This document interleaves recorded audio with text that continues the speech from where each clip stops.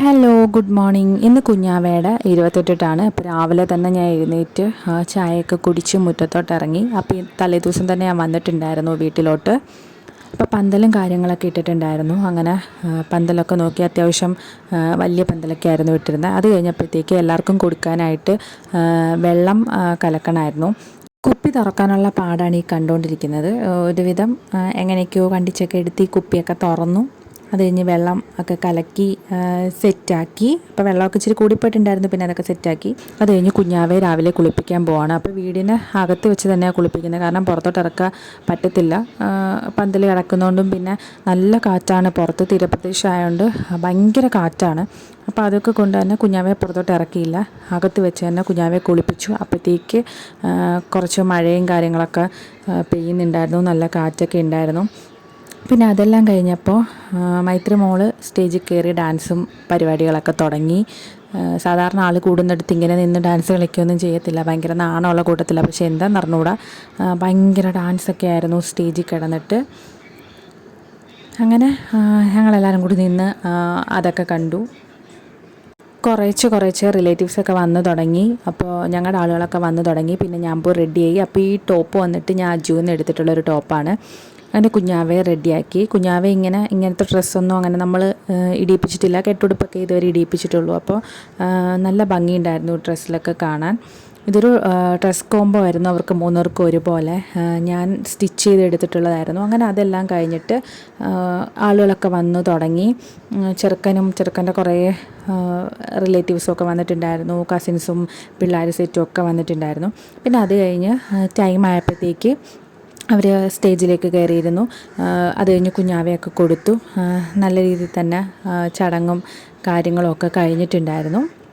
ആദ്യം ചരട് കെട്ടും, പിന്നെ നമ്മൾ ഗോൾഡിൻ്റെ അരിഞ്ഞാണം കെട്ടും.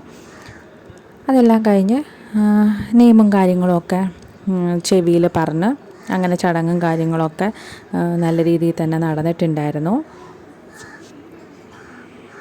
പിന്നെ നമ്മുടെ ഇമ്പോർട്ടൻ്റ് ആയിട്ടുള്ള റിലേറ്റീവ്സ് അങ്ങനെയുള്ളവർ മാത്രമാണ് ഗോൾഡ് ആ ടൈമിൽ ഇങ്ങനെ ഗിഫ്റ്റ് കുഞ്ഞിന് ഇട്ട് കൊടുത്തിട്ടുള്ളത്. അപ്പോൾ അവരുടെ സൈഡിൽ നിന്ന് ചെറുക്കൻ്റെ സിസ്റ്റർ എന്തോ ഇട്ടിട്ടുണ്ടായിരുന്നു. പിന്നെ അച്ഛൻ, അമ്മ, ഞാൻ. അപ്പം ഞാൻ കുഞ്ഞാവയ്ക്ക് വേണ്ടിയിട്ട് ഒരു മാല വാങ്ങിച്ചിട്ടുണ്ടായിരുന്നു.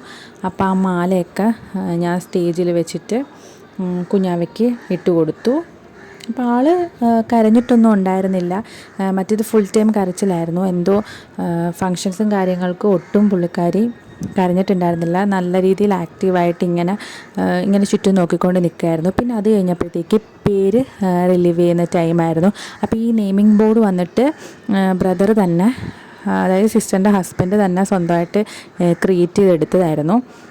അങ്ങനെ പേരൊക്കെ റിലീവ് ചെയ്തു. അപ്പോൾ സിതാഷി ശ്രീ എന്നായിരുന്നു അവരിട്ടിരുന്ന പേര്. അങ്ങനെ പേരൊക്കെ എല്ലാവരോടും പറഞ്ഞു. എല്ലാവർക്കും പേരും കാര്യങ്ങളൊക്കെ ഇഷ്ടപ്പെട്ടു.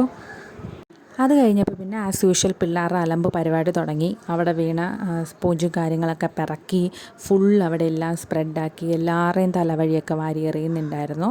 അതിന് മെയിനായിട്ട് നേതൃത്വം കൊടുത്തത് മൈത്രിമോളായിരുന്നു. അങ്ങനെ ആ പരിപാടിയെല്ലാം അവിടെ കഴിഞ്ഞിട്ട് കുറേ പേര് ഗിഫ്റ്റ്സും കാര്യങ്ങളും ഗോൾഡും ഡ്രസ്സും ഒക്കെ കൊണ്ടുവന്നിട്ടുണ്ട്. അതെല്ലാം നമ്മൾ വാങ്ങിച്ചു. പിന്നെ ഫുഡിനുള്ള അറേഞ്ച്മെൻറ്റ്സും കാര്യങ്ങളൊക്കെ ചെയ്ത് എല്ലാവർക്കും ഫുഡൊക്കെ കൊടുത്തു. അപ്പോൾ സദ്യയായിരുന്നു നമ്മൾ സെറ്റാക്കിയിട്ടുണ്ടായിരുന്നത്. അങ്ങനെ എല്ലാവർക്കും സദ്യയും കാര്യങ്ങളൊക്കെ കൊടുത്തു. അപ്പോൾ നമ്മളൊക്കെ തന്നെയായിരുന്നു, പിള്ളേരെ സെറ്റൊക്കെ തന്നെയായിരുന്നു വിളമ്പിയിട്ടൊക്കെ ഉണ്ടായിരുന്നത്. പിന്നെ സ്റ്റേജിൽ നിന്ന് സിസ്റ്ററിൻ്റെ കുഞ്ഞാവയുടെയൊക്കെ കൂടെ എല്ലാവരും നിന്ന് ഫോട്ടോസും കാര്യങ്ങളൊക്കെ എടുത്തു. അപ്പോൾ ബ്രദറിൻ്റെ അച്ഛനാണത്, അച്ഛനും അമ്മയും. അപ്പോൾ എല്ലാവരും നിന്ന് കുഞ്ഞാവയൊക്കെ പിടിച്ച് കുറേ ഫോട്ടോയൊക്കെ എടുത്ത്. അപ്പോൾ ഇതാണ് ഞങ്ങളുടെ ഫോട്ടോഗ്രാഫർ ചേച്ചി. അപ്പോൾ ചേച്ചിയും ഹസ്ബൻഡാണ് മെയിൻ ഫോട്ടോഗ്രാഫർ. ഞങ്ങളുടെ ഫാമിലിയിലെ എല്ലാ കാര്യങ്ങൾക്കും ചേട്ടനും അല്ലെങ്കിൽ ചേച്ചിയുമാണ് ഫോട്ടോസൊക്കെ എടുക്കുക.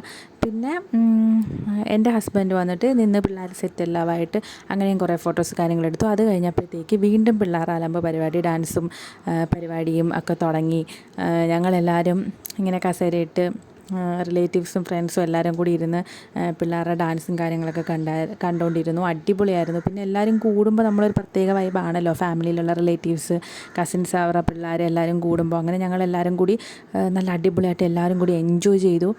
അങ്ങനെ 28 ഒരുവിധം പരിപാടികളെല്ലാം കഴിഞ്ഞു. പിന്നെ എല്ലാം ഒതുങ്ങി കഴിഞ്ഞപ്പോഴത്തേക്ക് ഞങ്ങൾ പയ്യെ അകത്ത് കയറി ഗിഫ്റ്റ്സും കാര്യങ്ങളൊക്കെ നോക്കാനായിട്ട്. നമുക്ക് എന്തെങ്കിലും ഗിഫ്റ്റൊക്കെ കിട്ടിയാൽ പെട്ടെന്നത് കണ്ടില്ലെങ്കിൽ എന്തോ പോലല്ലേ. അങ്ങനെ ഞങ്ങൾ കയറി ഡ്രസ്സും കാര്യങ്ങളൊക്കെ നോക്കി. അപ്പോൾ കുറേ ഉടുപ്പും കാര്യങ്ങളും കുറച്ച് ബേബി കിറ്റുകളും അങ്ങനെയൊക്കെ കുറേ കാര്യങ്ങളൊക്കെ കിട്ടിയിട്ടുണ്ടായിരുന്നു. അപ്പോൾ ഈ ഒരു ബോക്സ് നല്ല രസമുണ്ടായിരുന്നു. ഉടുപ്പും ടോയ്സും എന്തൊക്കെയൊക്കെയോ കുറേ സാധനങ്ങൾ, സോപ്പ് പൊട്ടിയും ഒക്കെ പൗഡറും ഒക്കെ ഉണ്ടായിരുന്നു അതിനകത്ത്.